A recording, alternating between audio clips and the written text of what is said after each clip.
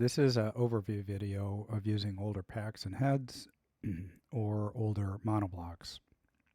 I do a lot of equipment reviews on this channel. Uh, the thing that may be a little different is the stuff that I'm reviewing is 10, 15, 20, 30 years old. Um, and you really can't buy it new. So my hope is if you are interested in adding equipment, let's say you're a professional and you want to add some strobes, or you're an amateur and you want to maybe explore using flash photography, these are some things you may want to consider to either go further or just say it's not for you. And for me, a driver on going further is the cost. So because this stuff is old, because it's large, because you have to plug it in uh, to household power, mains power, so it requires cords. Uh, and it is not necessarily intuitive to work with. This is kind of the interface that you're going to be looking at across, you know, Dynalite or Profoto or brown color, the older brown color stuff, or Speedotron. I think it turns or discourages a lot of people away. So the cost is actually quite compelling on this because, you know, if you're a working photographer, you're most likely managing to cash flow. So the more money you can keep in your pocket at any point in time, the stronger your cash flow is going to be. And with this equipment, my experience, because I kind of buy it, use it for a while, and then I resell it, I have this philosophy of one item in, one item out. Um, I shoot for fun, so this is not a business for me, and I don't want to accumulate a lot of stuff. And other people in my house don't want me to accumulate a lot of stuff either. Anyways, what happens is I end up selling it pretty close for what I bought it for, or in the case of what you look at here, when I bought all of this equipment, it came with additional items in the purchase, and I was able to sell those additional items that I didn't want, and it paid for the items that you see here. So it's really, really, really cost effective to get this stuff, and you're not really at risk financially by using it as long as you purchase wisely and it's in working condition when you pick it up and when you resell it if you do that. The interface we talked about earlier and the power of these old packs can be perhaps daunting to people. So the packs are at 1,000, 1,200, 2,400 watt seconds.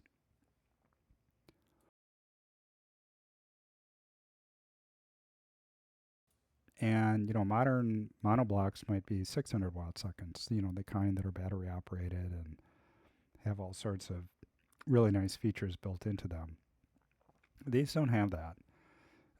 But I would argue that you can learn it rather quickly. So it's all about setting exposure and how do you get the power output from the lights and how do you do that quickly. And you already know on your camera and you have a exposure triangle. So ISO, you're going to set that to your base ISO if you're working with strobes, most likely.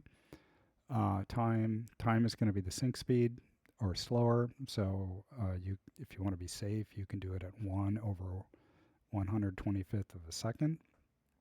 That should work, I would imagine, with any modern, digital camera today. And for aperture on my camera, I'm at f7 to f9 typically. And that's where having more than 600 watt seconds of power can come in handy because you, especially if you're working with modifiers, you'll find that the modifiers can eat a lot of stops of light up rather quickly. But at any rate, my camera settings are kind of baked in. If this were a chemistry or a scientific experiment, those are knowns. And then the variable that I'm going to be working with is the power of the flash. And then other things like how close is the light source to my subject. The inverse square of law. You'll learn about that if you work with strobes. And there's a formula. When you cut the power in half, you lose a stop of light. When you double the power, you gain a stop of light. And so right away, this 1,000 watt second pack, if you'll notice, has two channels, a channel A and a channel B. Think of it, and all of these older packs work this way. Think of it as it's two 500 watt second packs that you can daisy chain together if you want to get the full 1,000 watts.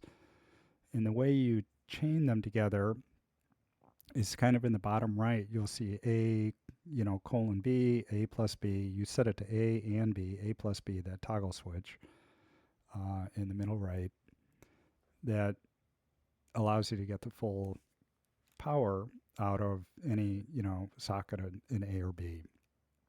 But I leave them separated. I start at 500. And if I need to drop a stop a light, then that switch under A, if I'm working in the A channel, if I go from 500 to 250, that's a stop a light. If I go from 250 down to 125, that's another stop of light that I've taken out.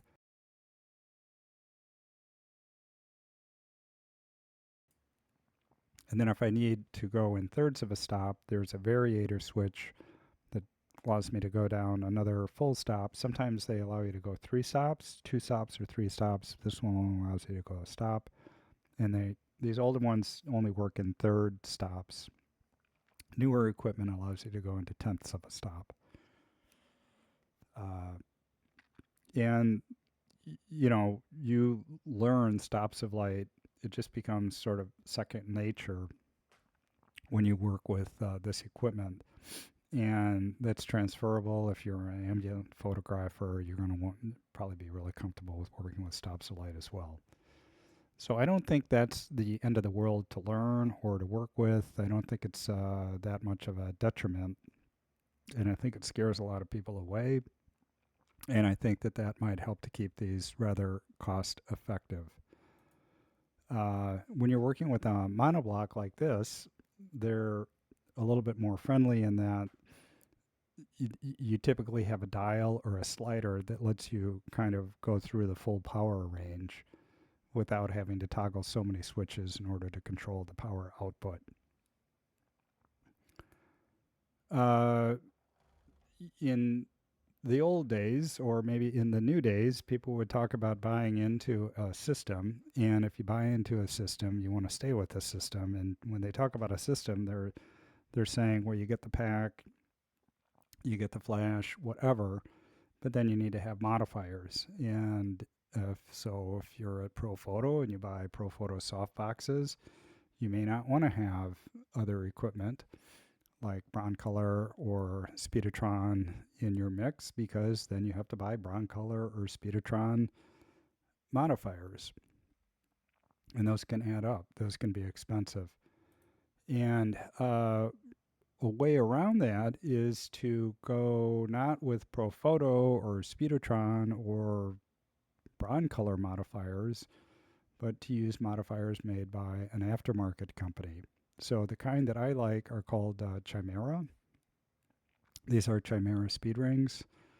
And, one of the speed rings is for Dynalite. The one at the top is for Speedotron. The one left of that is Broncolor, or not Broncolor, I'm sorry, Profoto. And the one at the bottom is for Broncolor.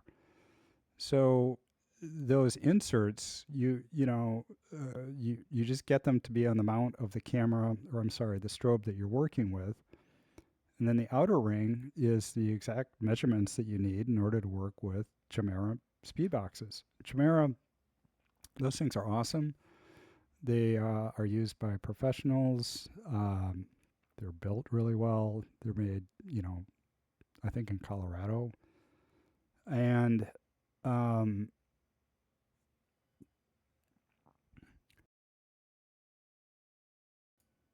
they're available. Older ones are still available. So, and as well as all of the speed rings, used, or you can even buy them new. So I have Profoto modifiers, and the Chimera speed rings work with those. They're about the same size. They're not 100% the same size, but they're pretty close. But I don't have any Speedotron. I don't have any Dynalite. I don't have any. Um, I certainly don't have any made by Brown Color because those are crazy expensive. And the Chimera soft boxes that I have, they work really, really well with all of these various different brands. So I don't worry about buying into a system. When I'm buying this equipment, I'm looking for something that's at a pretty good price and that works. And once it meets that criteria, I don't worry about then how am I going to modify it. Westcott is probably another way to go also. You get their speed rings and then just adapt those to the brand that you of strobe that you're working with, and you should be kind of good to go from there. Likewise, when you're trying to trigger it with your camera, um, I use these. They're Pocket Wizard Plus 2s. They're one of the earliest Pocket Wizards that were made. They're drop dead simple. They work on any camera. There's only one pin in the bottom. So, it works on a Sony or Nikon or Canon or Fuji. And it's a garage door opener. When the camera fires, when the shutter fires, it sends a signal to the pack, and then the pack is connected to the receiver with a cord. And even the cords are really straightforward. You can get these super easily. So typically it's going to be a 3.5 millimeter jack. That's what goes into the Profoto, or I'm sorry, the Pocket Wizard unit. And then typically what goes into the pack is going to be called a 1/4 inch or phono jack. That's the black cord that you see on the right. But you could just get 3.5 to 3.5 and then get an adapter that goes from 3.5 to 1/4 inch. Anyways, that red cable, I have to use the red cable when I'm working with the brown color packs.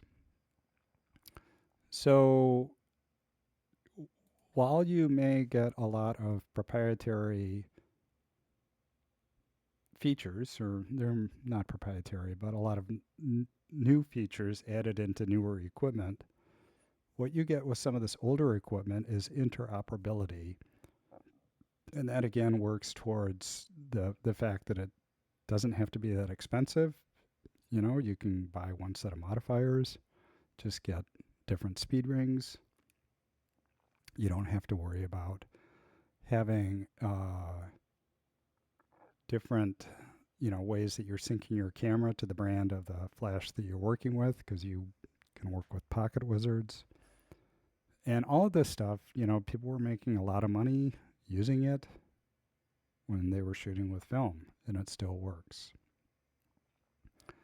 So a lot of compelling reasons for getting involved in this stuff. I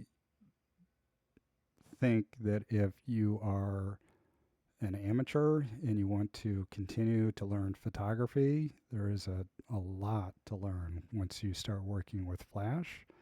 I think if you're a professional and you need some additional equipment for in your studio, I don't know why you wouldn't consider this. And if you're considering taking it on location, then there's lithium ion power stations. They're used for camping or for emergency power. And what you want to look for is something that's called pure syn wave. And as long as it's pure syn wave, you can plug it into these packs, and you can use the power supply for something other than just photography. And because it's an item that's not 100% made for photography, you can get it at a good price. It doesn't have a markup because it's a photo-only item, and it's not proprietary. So the battery that you have for going remote can work across any product as long as it has a household plug. So that's how you solve the remote. It's still heavy. It's still kind of cumbersome. You're still probably going to want to have a cart to carry all of this stuff onto location, but there's ways around it that are cost effective. Anyways, I hope this helps. I am a huge fan of working with this equipment. I shoot for fun and I absolutely love it. Uh, and I would encourage anyone that's remotely interested in this to, to dip your toes in and try it out.